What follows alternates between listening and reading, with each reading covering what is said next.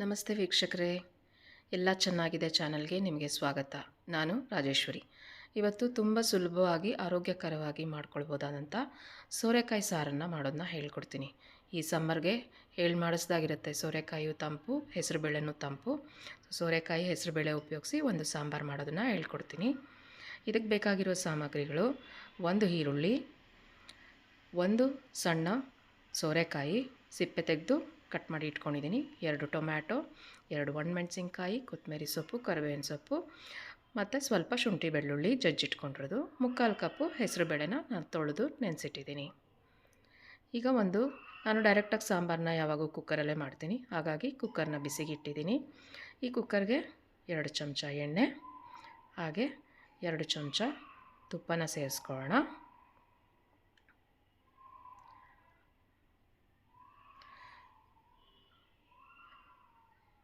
ಈಗ 2 ಬಿಸಿಯಾದ ನಂತರ ಸ್ವಲ್ಪ ಸಾಸಿವೆ ಮತ್ತು ಸ್ವಲ್ಪ ಜೀರಿಗೆನ ಬೆರೆಸೋಣ. ನಾನು ಎಲ್ಲ ಒಗ್ಗರಣೆಗೂ ಜೀರಿಗೆ ಉಪಯೋಗಿಸ್ತೀನಿ ನಮ್ಮ ಮನೆಯಲ್ಲಿ. ಸೊ ಅದರಿಂದ ಒಳ್ಳೆ ಫ್ಲೇವರ್ ಕೂಡ ಕೊಡುತ್ತೆ, ಹಾಗೆ ಡೈಜೆಷನ್ಗೂ ಚೆನ್ನಾಗಿರುತ್ತೆ. ಮತ್ತು ಸ್ವಲ್ಪ ಹಿಂಗನ್ನು ಹಾಕ್ಕೊಂಡಿದ್ದೀನಿ. ಇದೆಲ್ಲ ಸ್ವಲ್ಪ ಚಟ್ಪಟ ಅನ್ನಲಿ.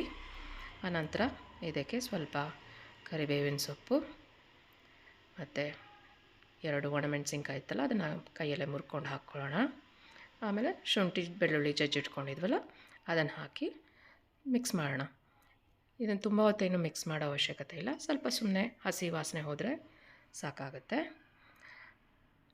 ಈಗ ಸಣ್ಣದಾಗಿ ಹೆಚ್ಚಿಟ್ಕೊಂಡಿರೋ ಒಂದು ಈರುಳ್ಳಿನ ಹಾಕೋಣ. ಹಾಕಿ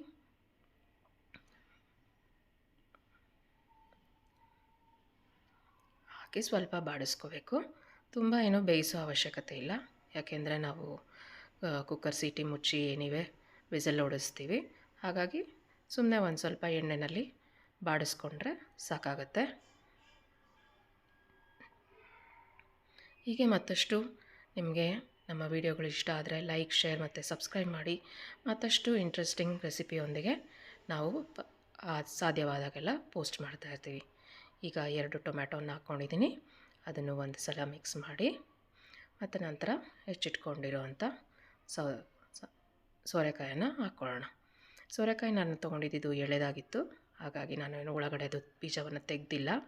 ನೀವು ನೋಡಿಕೊಂಡು ಹೆಚ್ಚಿ ಹಾಕ್ಕೋಬೋದು. ಈಗ ನಾನು ನೆನೆಸಿ ತೊಳೆದಿಟ್ಕೊಂಡಿರೋವಂಥ ಹೆಸರುಬೇಳೆನ ಹಾಕ್ಕೋತಾ ಇದ್ದೀನಿ. ಹೆಸರುಬೇಳೆ ಕೂಡ ಆರೋಗ್ಯಕ್ಕೆ ತುಂಬ ತಂಪನ್ನು ಕೊಡುತ್ತೆ ಮತ್ತು ಪ್ರೋಟೀನ್ ಕೂಡ ಇರುತ್ತೆ. ಹಾಗಾಗಿ ಒಳ್ಳೆಯ ಒಂದು ರುಚಿಕರವಾದ ಸಾಂಬಾರು ನಿಮಗೆ ರೆಡಿಯಾಗತ್ತೆ. ಈ ಸಾಂಬಾರು ಮಾಡೋಕ್ಕೆ ತುಂಬ ಟೈಮ್ ಬೇಡ, ಏನೂ ಬೇಡ. ಒಂದು 10 ನಿಮಿಷದೊಳಗಡೆ ನಿಮಗೆ ಸಾಂಬಾರು ರೆಡಿಯಾಗಿಬಿಡುತ್ತೆ. ತುಂಬ ಅರ್ಜೆಂಟಲ್ಲಿರುವಾಗ ಏನಪ್ಪ ಮಾಡೋದು ಇವತ್ತು ಅಂದಾಗ ಇಷ್ಟು ಸಾಮಗ್ರಿ ಇದ್ದರೆ ನಿಮಗೆ ಸಾಂಬಾರು ರೆಡಿಯಾಗಿಬಿಡುತ್ತೆ. ಇದು ಅನ್ನದ ಜೊತೆ, ಇಡ್ಲಿ ಜೊತೆ, ದೋಸೆ ಜೊತೆ ಎಲ್ಲದ್ರ ಜೊತೆ ತುಂಬ ಚೆನ್ನಾಗಿ ಇರುತ್ತೆ. ನೋಡಿ, ಒಮ್ಮೆ ಈ ಥರ ಸಾಂಬಾರು ಮಾಡಿ ಟ್ರೈ ಮಾಡಿ. ನಿಮಗೆ ಎಲ್ಲ ಇಷ್ಟ ಆದರೆ ಕಮೆಂಟ್ಸಲ್ಲಿ ತಿಳಿಸಿ. ಈಗ ಇದಕ್ಕೊಂದು ಸ್ವಲ್ಪ ಅರಿಶಿನ ಹಾಕ್ಕೋತಾ ಇದ್ದೀನಿ. ಅಚ್ಕಾರದ ಪುಡಿ 1 ಸ್ಪೂನ್ ಹಾಕ್ಕೊಂಡಿದ್ದೀನಿ. ಆಮೇಲೆ ಉಪ್ಪು ನಾನು ಒಂದು ದೊಡ್ಡ ಚಮಚ ಹಾಕ್ಕೊಳ್ತಾ ಇದ್ದೀನಿ. ನಾನು ಇಲ್ಲಿ ಕಲ್ಲುಪ್ಪನ್ನು ಬಳಸ್ತಾ ಇದ್ದೀನಿ. ನಮ್ಮನೇಲಿ ಈ ಥರದ್ದು ನೀರಿರೋ ಪದಾರ್ಥಗಳಿಗೆಲ್ಲ ಕಲ್ಲುಪ್ಪನ್ನೇ ನಾನು ಬಳಸ್ತೀನಿ. ಆಮೇಲೆ ಸಾಂಬಾರು ಪುಡಿ ನಿಮ್ಮಲ್ಲಿ ಯಾವುದೇ ಇಟ್ಕೊಂಡಿದ್ದೀರೋ ಅದನ್ನು ಹಾಕ್ಕೋಬೋದು. ನಾನು 1.5 ಸ್ಪೂನ್ ಹಾಕ್ತಾಯಿದ್ದೀನಿ. ನಮ್ಮನೆ ಸಾಂಬಾರು ಪುಡಿ ಸ್ವಲ್ಪ ಖಾರ ಜಾಸ್ತಿ ಇದೆ, ಹಾಗಾಗಿ ನಾನು 1.5 ಹಾಕ್ಕೊಂಡಿದ್ದೀನಿ. ನೀವು ನಿಮ್ಮ ರುಚಿಗೆ ತಕ್ಕಂಗೆ ನೋಡಿಕೊಂಡು ಹಾಕ್ಕೋಬೋದು.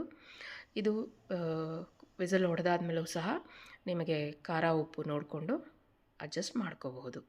ಈಗ ನಾನು 2 ಲೋಟ ನೀರು ಹಾಕ್ತಾಯಿದ್ದೀನಿ.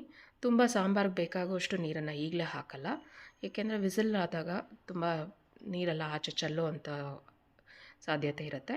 ಹಾಗಾಗಿ ನಾನು ಎಷ್ಟು ಬೇಕೋ ಅಷ್ಟು ಮಾತ್ರ ನೀರನ್ನು ಹಾಕಿ ಈಗ ಕುಕ್ಕರ್ ಲಿಡ್ಡನ್ನು ಮುಚ್ಚಿ ನಾನು 3 ವಿಸಲ್ ಕೂಗಿಸ್ತೀನಿ. 3 ವಿಸಲ್ ಬಂದರೆ ಬೇಳೆ ಮತ್ತು ಸೋರೆಕಾಯಿ ಎಲ್ಲ ಚೆನ್ನಾಗಿ ಬೆಂದಿರುತ್ತೆ. ಈಗ 3 ವಿಸಲ್ ಬಂದಿದೆ, ಕುಕ್ಕರ್ ಆರಿದೆ.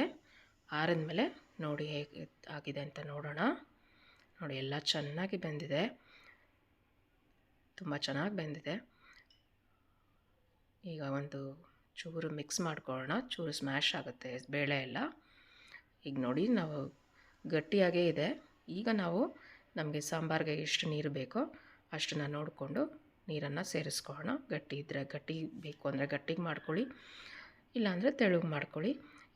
ಈ ಸಾಂಬಾರು ನಿಮಗೆ ಆರಿದ ನಂತರ ಇನ್ನೊಂದು ಸ್ವಲ್ಪ ಗಟ್ಟಿ ಬರುತ್ತೆ. ಸೊ ಹಾಗಾಗಿ ನೋಡಿಕೊಂಡು ಹಾಕ್ಕೊಳ್ಳಿ. ಆಮೇಲೆ ಇದು ಚೆನ್ನಾಗೆ ಕುದಿಯೋದಕ್ಕೆ ಬಿಡಿ. ನಿಮಗೆ ಉಪ್ಪು ಖಾರ ಏನಾದರೂ ಈ ಹಂತದಲ್ಲಿ ರುಚಿ ನೋಡಿದಾಗ ಸರಿ ಇಲ್ಲ ಅನಿಸಿದ್ರೆ ಹಾಕ್ಕೊಳ್ಳಿ. ಈಗ 1 ಚಮಚ ತುಪ್ಪ ಹಾಕಿದ್ದೀನಿ, ಮತ್ತು ಸಣ್ಣದಾಗಿ ಹೆಚ್ಚಿಟ್ಕೊಂಡಿರೋ ಕೊತ್ತಂಬರಿ ಸೊಪ್ಪು ಹಾಕ್ತಾಯಿದ್ದೀನಿ. ಆಮೇಲೆ ಒಂದು 5 ನಿಮಿಷ ಲೋ ಫ್ಲೇಮಲ್ಲಿ ಚೆನ್ನಾಗಿ ಕುದಿಸಿ ಇಟ್ಕೋತೀನಿ. ನೋಡಿದ್ರಾ ಎಷ್ಟು ಚೆನ್ನಾಗಿ ಸುಲಭವಾಗಿ ಸೋರೆಕಾಯಿ ಮತ್ತು ಹೆಸರುಬೇಳೆ ಉಪಯೋಗಿಸಿ ಒಂದು ರುಚಿಕರವಾದ ಆರೋಗ್ಯಕರವಾದ ದಿಢೀರಂಥ ಸಾಂಬಾರು ರೆಡಿಯಾಗಿದೆ. Thank you so much. ಧನ್ಯವಾದ.